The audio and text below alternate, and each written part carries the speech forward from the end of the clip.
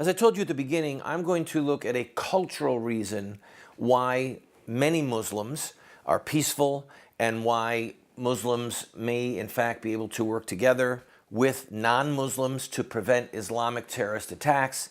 But that's going to come up hopefully in the next segment. First, I want to talk to you about the continuity of this thought that the Herodians, the Sadducees, and the Pharisees all worked together against Christ, even though they hated each other, okay? So, and it is arguable, and the point has been made often, that certain segments of the Jewish population at that time and today hate Orthodox Judaism. In other words, take the coming of Christ out of the equation. You had a Orthodox remnant of the Jews at various points during Jewish history. Jeremiah was a prophet. Ezekiel was a prophet. These were people who really stood for the Lord. Elijah, who stood for the Lord, and were calling Jews back to true Judaism, urging them to forsake their idols, urging them to obey the laws of God, urging them to stand against child sacrifice, which was happening in sight of Jerusalem. Okay?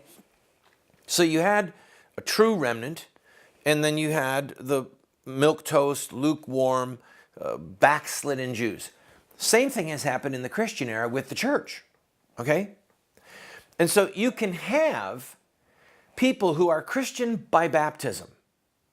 John Kerry, Nancy Pelosi, who are at war with true Christianity.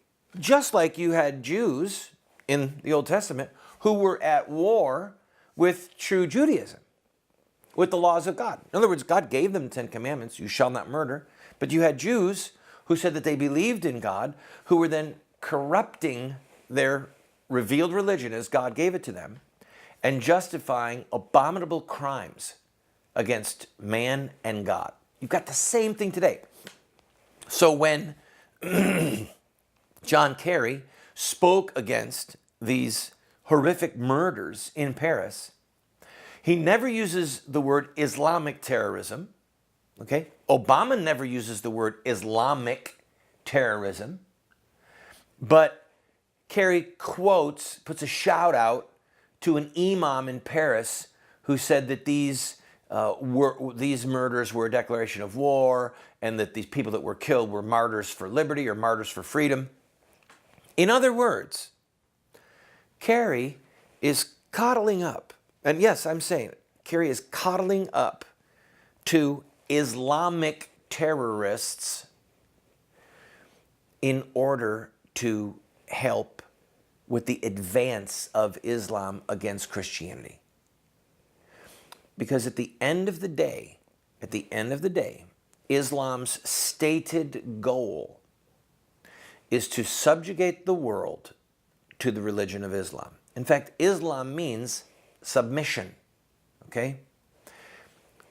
The Islamic world, the Islamic ideology has two portions of the whole world.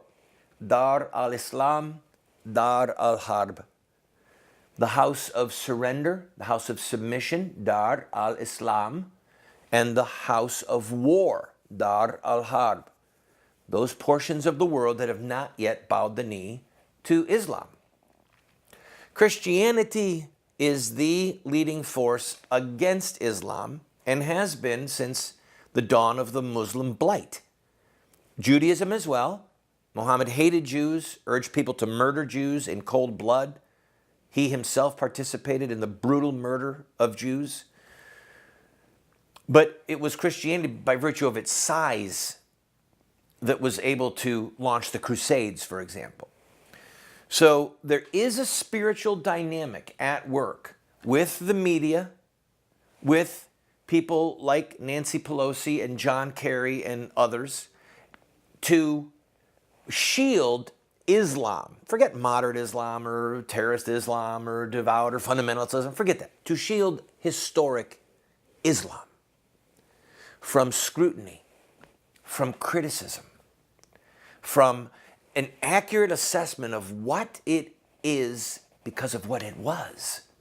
All right? Islam admits no change. Perfect Islam was given to Muhammad. And if you study the Islam of Muhammad, you recognize that it is a curse on the face of the earth that is committed to the enslavement or the obliteration of Christianity and Judaism and human freedom.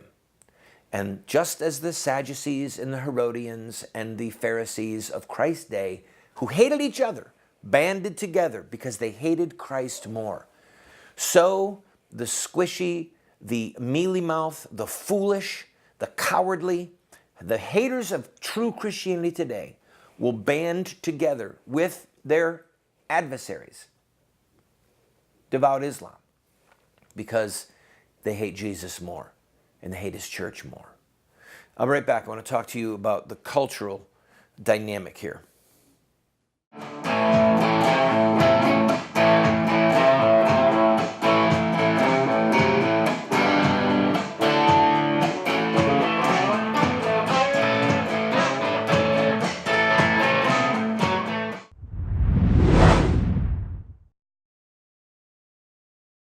Hello, friend. This is our new television studio, music studio, and documentary studio. Almost done. We're so close. It's been months and months of labor. Volunteer labor, labor done really inexpensively, people pitching in, bringing lumber that we cut literally from another state. We are excited to use this place for God's kingdom, for truth, for justice, for the fight for innocent lives. And if you believe in this show, it takes something like this to do it. We actually have to have a facility. We have to have the right tools, the right weapons to wage philosophical and theological and cultural and political war. So if you're blessed by this show, I'm asking you to go to our website right now and make as large a contribution as you can so we can buy the equipment that we need to finish this project. Thank you.